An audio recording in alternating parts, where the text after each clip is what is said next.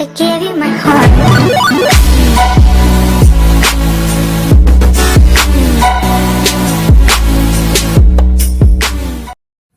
Hey guys, so welcome back sa ating YouTube channel. So ito na yung lesson 34 para sa ating probability theory. So I guess ito na yung pang 12 na video para sa ating chapter 4 para sa ating random variable. So now in this video, pag-uusapan naman natin yung geometric random variable. So may napag-usapan na tayong tatlong klase na discrete random variable. Una si Bernoulli, tapos sunod si binomial, and we all know that Bernoulli is just a binomial. Sunod is the Poisson, tapos on random variable. So Poisson random variable, sinabi ko rin naman kung saan siya usually gagamitin. Okay, so with respective parameters yung mga binigay ko. Now in this video, pag-uusapan natin yung PMF of a geometric random variable. Then syempre may konti tayong example para dito. Okay, tapos magkakaroon tayo ng konting parang conclusion or something na remark para mapaikli yung ating mga solution.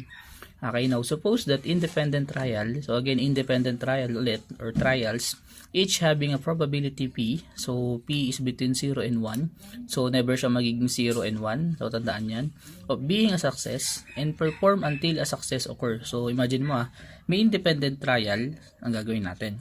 Okay, so sa independent trial, magta-try ka na magta-try up to the point na lumabas si success. So for example, sa unang trial ko hindi pa rin success, pangalawa hindi pa rin. So for example, mag-toss ng coin. So nag-toss ako ng coin, ang success o yung success natin is yung lalabas yung head.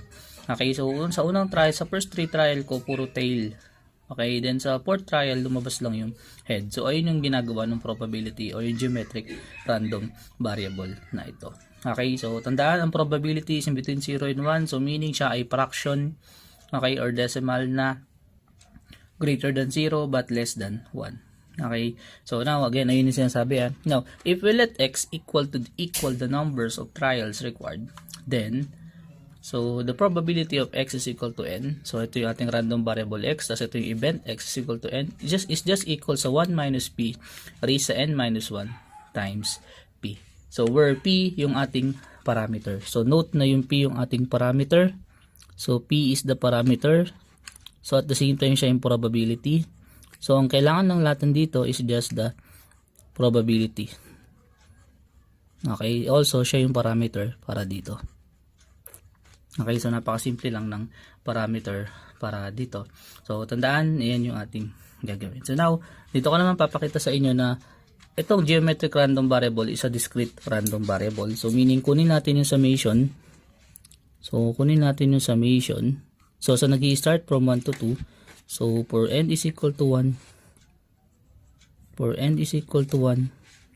Okay, so assuming up to infinity. So hindi natin alam hanggang saan tutuloy-tuloy siya. Ng probability ng x is equal to n.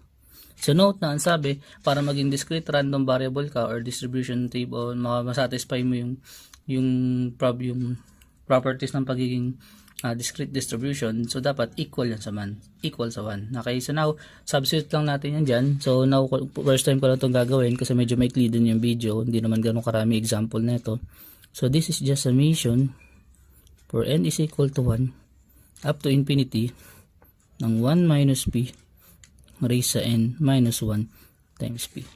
Okay, note that si p, yung p na yan is just a parameter. So yung probability p is a parameter. So meaning, assuming na may given p tayo dyan or parameter, so meaning sa summation lalabas lang siya.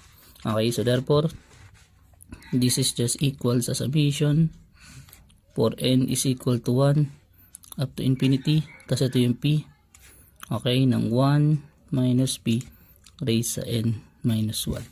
Okay, so now observe na ito yung p nasa labas na, tas ito na lang yung problema, yung summation ng 1 minus p raised to n minus 1. So again, ano ba yung sabi? Ang sabi sa note, si p ay element or in between 0 and 1. Okay, so meaning siya ay fraction na napakaliit. Okay, so meaning si 1 minus p, so ngayon ano si 1 minus p? Si 1 minus p, sure din ako na element lang din siya ni 0, 1 or in between 0 and 1 lang siya. So meaning siya ay fraction. So this implies na si 1 minus p is a fraction less than 1. Okay, so alam ko na siya ay fraction less than 1. So note na from inyong college algebra or something na sa inyong high school math na ang sum ng infinite geometric series. So ito, papatunayan ko na ito ay infinite geometric series. So, ang sum ng infinite geometric series is S sub n is equal to A sub 1 over 1 minus R, where the absolute value of R is less than 1. So, now, sa part na to, ang R natin is yung 1 minus P. Again, sa part na to, ang R natin is 1 minus P kasi sure tayo na siya ay fraction less than 1 and ano yung A sub 1. So, if we let n be equal to 1, ano yung A sub 1 dito? So, again ang R natin dito ay si 1 minus P. So, anong A sub 1? Ang A sub 1 natin dito is just, kung gagawin kong 1 yung n, that is 1 minus 1, 0. So, 1 minus P raised sa 0 is 1. Okay, so meaning A sub 1 is just 1. So, therefore, ready na tayo substitute siya dito. So, therefore, this is just equal sa P multiplied by A sub 1, which is 1. Okay, all over 1 minus P. 1 minus R, no? So, 1 minus R. So, this is meron pang 1 minus. So, lagyan ko na parenthesis. So, lagyan ko ng 1 dito. So, 1 minus P. Okay, so 1 minus 1 minus P.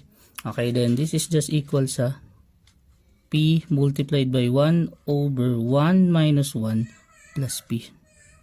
Okay, which is simply P times 1 over P kasi 1 minus 1 is 1, which is equal sa 1. So, therefore, ang summation niya is just equal sa 1. So, therefore, siya ay discrete random.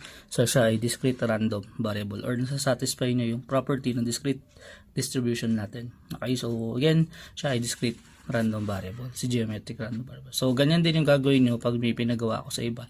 So, for example, sinabi ko, show that the binomial random variable or the PMF so that a binomial random variable satisfies condition 2 of a discrete random variable. Okay, so yun yung mga gagawin natin. Okay, then tandaan, ang formula lang natin is just 1 minus P raised to n minus 1 for P for n is equal to 1 up to 0. So meaning wala tayong makikita na P x is equal to 0. So pag nilagay ko, let x be a geometric random variable, then find the probability of x is equal to 0. So meaning ang sagot mo lang doon is 0. Okay, again, ang sagot mo lang doon is hindi not possible ang sagot mo 0. Kasi ang probability na mag-exist yun is nothing 0. Okay, kasi chance ang tinatanong natin. Okay, so hindi mo pwedeng sabihin na not possible kasi nag-compute ka pa ng probability kung kino-compute natin yung chance. So yung ibig sabihin na not possible dito is 0. So meaning hindi mangyayari. Okay, so yun yung mga ganap. So tandaan yung mga declaration din o yung ating mga ends na nag-i-start. Okay, so now let's have example. May example na start dito. So an urn contains n white ball, n white and m black ball. So again, capital N white and m black ball. So kunwari n natin is 7, yung m natin is 5. So 7 white ball and 5 black balls. So ganun yung ibig sabihin ng n and m. So ano lang siya kumbaga, parang arbitrary number lang yung binigay. Okay, balls are randomly selected one at a time until a black one is obtained. Okay, until a black one is obtained. If we assume that each ball selected is replaced before the next one is drawn, what is the probability that, so again if we assume that each ball selected is replaced, so meaning, kunyari pagkabunot ko, hindi pa rin black yung lumabas, kumbaga white, babalik ko lang siya. Okay, so titigil lang ako, so kumbaga in kada trial ko, bunot lang ako ng bunot hanggang sa lumabas si black. So meaning, ang probability na hinahanap natin dito is yung lumabas yung black ball natin dito. So again, ano yung importante dito? Ang importante dito, syempre, malaman lang natin kung ano yung parameter natin. So ang parameter na isang geometric random variable, kasi obvious na siya geometric. Bakit?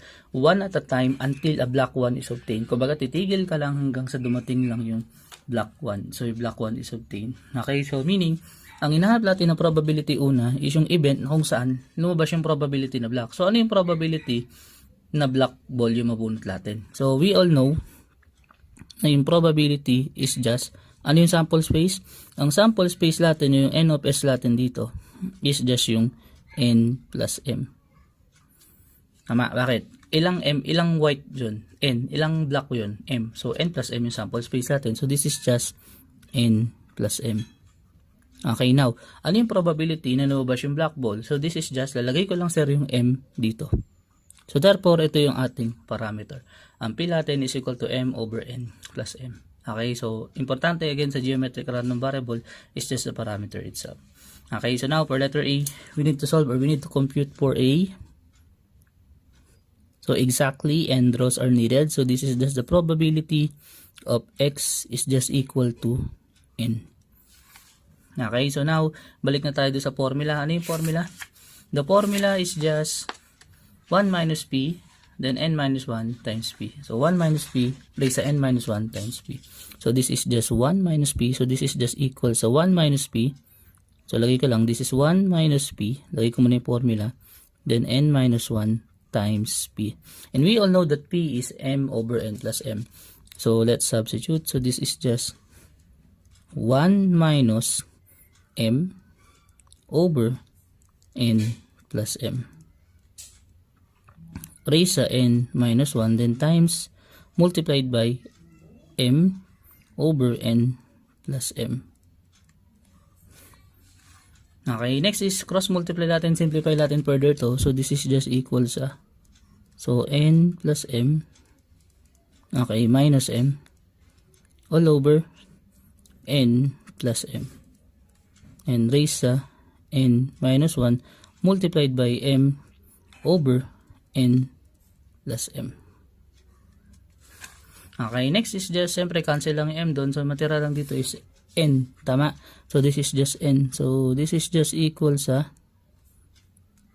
n over n plus m, okay, then raised sa n minus 1 multiplied by m over n plus m. Okay, so therefore ito na yung ating probability. So wala naman na tayong kayang i-simplify dyan. So therefore ito yung probability that exactly n rows are needed. So ito yung ating sagot. Okay, so sorry, tumama dun. So pakitingin na lang, paayos na lang din dun. Okay, so yan yung gagawin natin sa letter A. So ganun lang siya kasimple. So again, kung maglagay ka ng value, so for example, sinet mo na 5 yung m, sa 7 yung n, substitute na lang natin dyan, magkakaroon siya ng value syempre. Tapos syempre, papalitan mo pa rin ng value n. So for example, n row, 7 row are needed. So ayun yung mga ibig sabihin. So again, arbitrary lang yung binigay ko para masanay tayo. Okay, now letter B. So for letter B, at least k row are needed. So this is just the probability of x, so at least greater than equal to k. Okay, so kung napapansin mo, sir, greater than equal to k, ibig sabihin siya ay tuloy-tuloy na summation. So sir, pwede ko bubang 1 minus x less than k na lang? Pwede sana kung alam natin yung value ng k. Again, pwede sana kung alam mo yung value. For example, alam mo si k na si 2, so alam mo na hanggang 1 lang siya. Okay, kasi ang isang geometric random variable hanggang 1 lang. Kaso hindi natin alam hanggang saan yung k na yan. Okay, hindi natin alam, baka 7 yan, tapos 7 tuloy-tuloy. Okay, so by this point, sasalubungin talaga natin yung pag-solve sa kanya.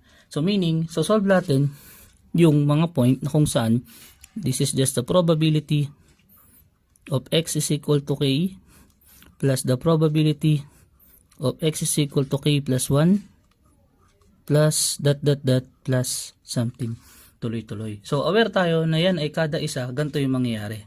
Okay, 1 minus p. So meaning, pwedeng ang gawin ko is just ganito na lang. So ang gagawin ko, this is just the summation. Okay, so since alam natin summation nag-i-start, so sa lahat sila summation for n is equal to k up to infinity ng ating 1 minus p raised sa n minus 1 times p. So at least ma-sure tayo na yun yung mangyayari. So yung probability ng k greater than equal to k, start sa k, summation lahat yan. So for k, for n is equal to k, for n is equal to k, k plus 1, for n is equal to k plus 2, tuloy-tuloy lang siya. Okay, so yan yung mas better na gawin instead of ganun. So daw, dito, possible. So kung napansin nyo kanina, nung naglagay ako ng summation dito, obviously, dahil geometric siya, na-apply ko si geometric series, yung in sum of infinite geometric series. So yun yung relationship niya talaga dun sa ating high school math nyo. So ayun, kung napansin mo, dahil geometric siya, geometric infinite series din yung gagamitin natin. So aware tayo na mag-a-apply din tayo ng geometric infinite series dito. So note na yung p is parameter, which is m over n plus m. Okay, so we all know na si p ay parameter na lalabas lang for n is equal to k up to infinity ng 1 minus p raised sa n minus 1. Now, from previous solution, nakita natin na ano si p. Si P is M over N plus M. Ano si 1 minus P? Si 1 minus P is N over N plus M. So, pwede ko nang gamitin no, no?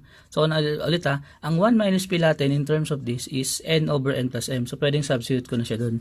So, this is just equal sa M over N plus M, okay, multiplied by summation for N is equal to K up to infinity. Nang lagay ko na lang to, yung 1 minus P, ito na yun. So, this is N. This is just N over N plus M. Okay, raised to N minus 1. So, now, sure tayo na yung N plus N, sure tayo na yung N over N plus M is element lang ng 0, 1, or meaning, in between 0 and 1 lang siya. So, siya ay fraction which is less than 1. So, this is just less than 1. So, alam natin na siya ay yung ratio. So, meaning, dito, for N is equal to K, that is K minus 1. So, yung unang term natin, okay, so, yung unang magiging term natin is just, ano ba yung magiging unang term natin? Para sa A sub 1, okay, so K yung una, no? So, unang term natin is K. So, para sa K sub 1, ang unang term natin is just equal sa N over N plus M raised sa K minus 1. So, again, hindi siya nag-0. Kasi unang term, palit ko yung K doon sa N. So, again, dito sa N na malaki, sa N na maliit. So, that is K. So, ito yung unang term. Where yung ratio natin is just yung N over N plus M. So, apply na natin yung formula na A sub 1 over 1 minus R kasi siya ay infinite geometric series. So, this is just equal sa M over N plus M. Okay, then multiplied by, so A sub 1, ano yung A sub 1 natin? So, A sub 1 natin is N, this is N over N plus M. Okay, raised sa K minus 1. Okay, all over 1 minus N over N plus M.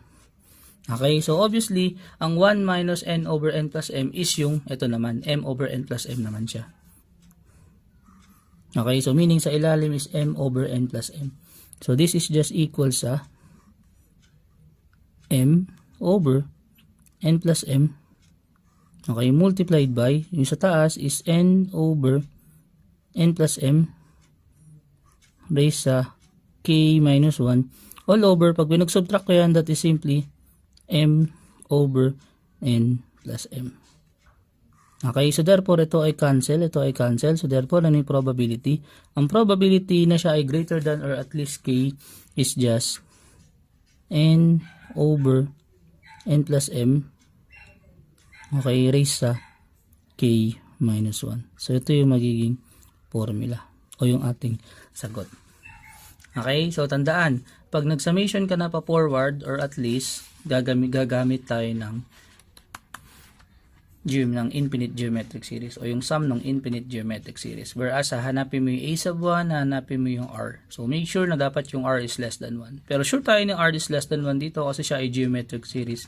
Kasi ang probability naman lagi talaga natin is in between 0 and 1. Okay, so dito walang probability na 0 or 1. Hindi natin siya kino-consider dito.